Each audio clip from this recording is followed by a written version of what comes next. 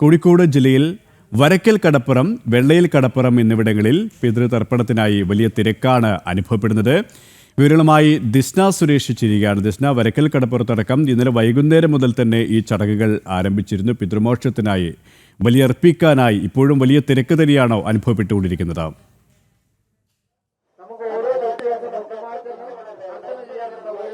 തീർച്ചയായും KP, ഇന്നലെ വൈകുന്നേരം 4 മണി മുതൽ ആരംഭിച്ച ബലിതർപ്പണ ചടങ്ങുകളാണ് വലിയ തിരക്ക് തന്നെയാണ് ഈ വരക്കൽ കടപ്പുറത്ത് അനുഭവപ്പെടുന്നത്. ഇവിടുത്തെ ഒരു സവിശേഷത എന്ന് പറയുന്നത് 365 ദിവസവും ബലിതർപ്പണ ചടങ്ങുകൾ നടക്കുന്നു എന്ന് തന്നെയാണ്. എന്തായാലും ഈ കർക്കിടക വാവ് വലിയ തിരക്ക് തന്നെയാണ് അനുഭവപ്പെടുന്നത്. വിവിധ കൗണ്ടറുകളിലായി നിരവധി ആളുകളാണ് ഈ ബലിതർപ്പണം നടത്തുവാൻ വേണ്ടി ഇവിടെ എത്തിച്ചേർന്നിട്ടുള്ളത്.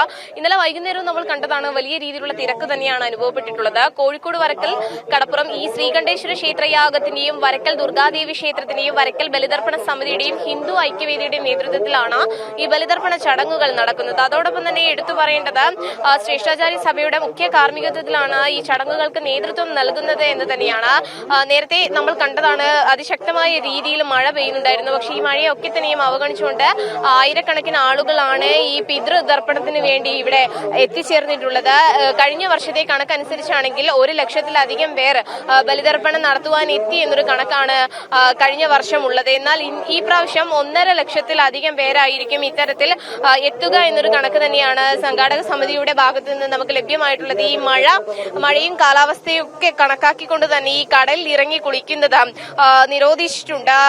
നമുക്കറിയാം, കടൽ പ്രക്ഷുബ്ധമായ ഒരു അവസ്ഥയിലേക്ക് തന്നെയാണ് എത്തിയിട്ടുള്ളത്. അതോടൊപ്പം തന്നെ അത് നിയന്ത്രിക്കുവാൻ പോലീസ് ഉൾപ്പെടെയുള്ള സംവിധാനങ്ങൾ ഇവിടെ ഉണ്ട്. കോസ്റ്റ് ഗാർഡ് ഉൾപ്പെടെയുള്ള സംവിധാനങ്ങൾ ഇത് നിയന്ത്രിക്കുവാൻ ഇവിടെ ഉണ്ട് എന്നത് തന്നെയാണ്. എന്തായാലും വലിയ തിരക്ക് തന്നെയാണ് അനുഭവപ്പെടുന്നത്. ഇനിയും ഒട്ടേറെ പേർ രജിസ്റ്റർ ചെയ്തിട്ടുണ്ട്. അവരൊക്കെ തന്നെയും ഈ ചടങ്ങുകൾ പൂർത്തീകരിക്കേണ്ടതുണ്ട്.